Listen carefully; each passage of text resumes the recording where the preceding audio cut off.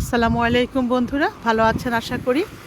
গত ভিডিওতে যদি আমি বলেছিলাম রাজার বাড়ির ভিডিওটি আপনাদের দেখাবো, কিন্তু আমি অত্যন্ত দুঃখিত যে আসলে আমি যেখানে ছিলাম আমাদের একটু অনুমানে ভুল হয়েছিল। রাজার বাড়ি যদিও মনে হচ্ছিল খুব কাছে, কিন্তু খুব পাহাড়ি এলাকা হওয়ায় আমাদের অনেক লম্বা সময় লেগেছিল হাঁটতে। এবং এটা সত্যি কথা বলতে কি, যারা ইয়াংদের জন্য ঠিক আছে, কিন্তু আমার মনে হয় যে ওইখানে হেঁটে ওঠাটা অত্যন্ত কষ্টকর ছিল।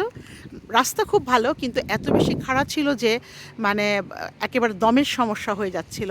তো তারপরে উঠে যখন গেলাম, সেখানে আর আসলে তেমন কোনো সুন্দর কিছু পেলাম না, আর সন্ধ্যাও হয়ে গিয়েছিল।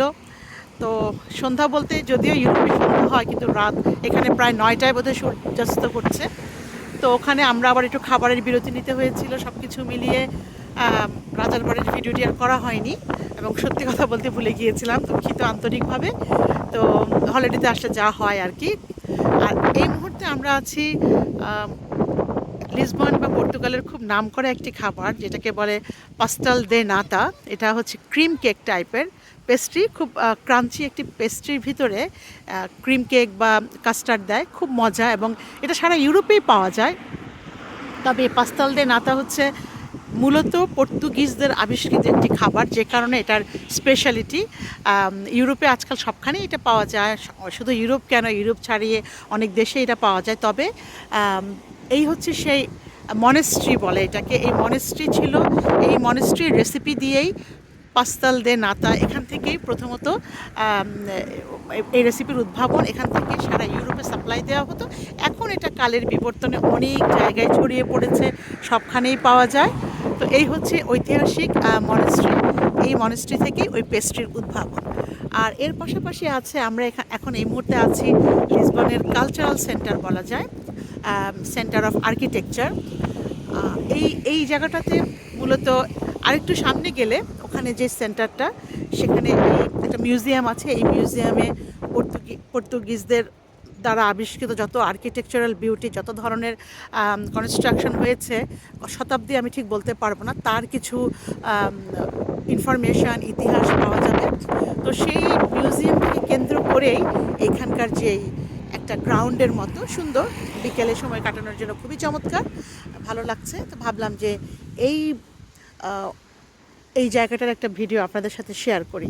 তো এটাতে তেমন কিছু নাই আসলে, এখানে দেখার মতো শুধুমাত্র কিছু নান্দনিক সৌন্দর্য, ঘোরার জন্য, বসার জন্য, যদি কফি থাকে তো কথাই নেই। তো সব কিছু মিলিয়ে একটা সুন্দর সময় কাটানোর জন্য একটা গ্রাউন্ড বলা যেতে পারে লিসবনের কালচারাল সেন্টার, অথবা এটাকে বলা যায় সেন্টার অফ আর্কিটেকচার। আর এর কাছাকাছি আছে আরেকটু দূরে, ওখানে আছে মিউজিয়াম অফ আর্ট মিউজিয়াম, যেটা আর্ট মিউজিয়ামটা আমরা ফেলে এসেছি ওই সাইডটাতে ছিল।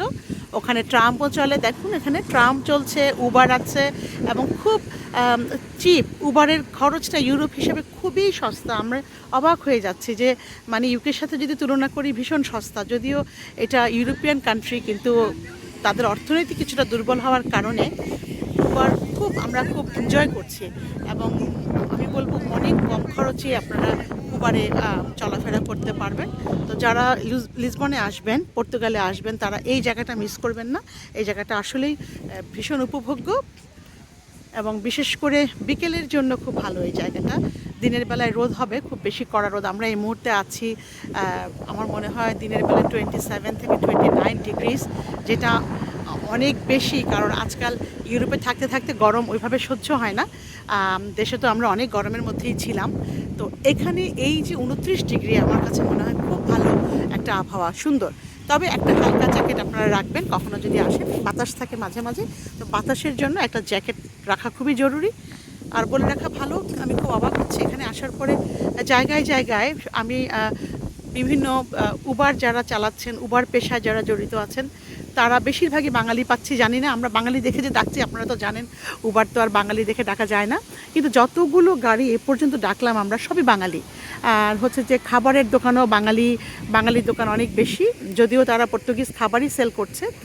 আর হচ্ছে যে একটা জায়গা আছে এখানে, জায়গাটাকে বলে হচ্ছে ম্যাট্রিমোনিজ, ওনারা বলে মাতৃমণিও বলে।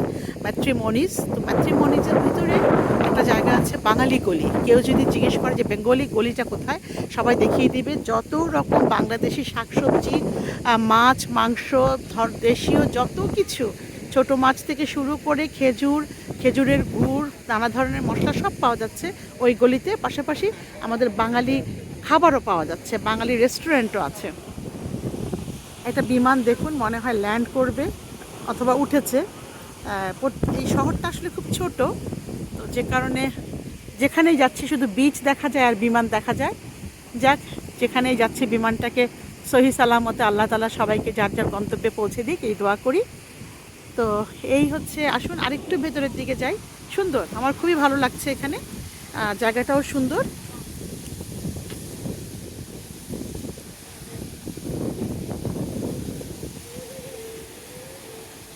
আমার মনে হয় এই সময় ট্যুরিস্ট একটু কম থাকে, তো তারপর আমার মনে হয় যেন এই সময়টাই উত্তম এখানে আসার জন্য। কারণ রোদে হয়তো জানি না কেমন, কিন্তু বিকেলবেলাটা খুব ভালো লাগছে। এখনও ভালো রোদ, এই মুহূর্তে 26 ডিগ্রি চলছে, হালকা বাতাস, যে কারণে একটা জ্যাকেট নিতে হয়েছে।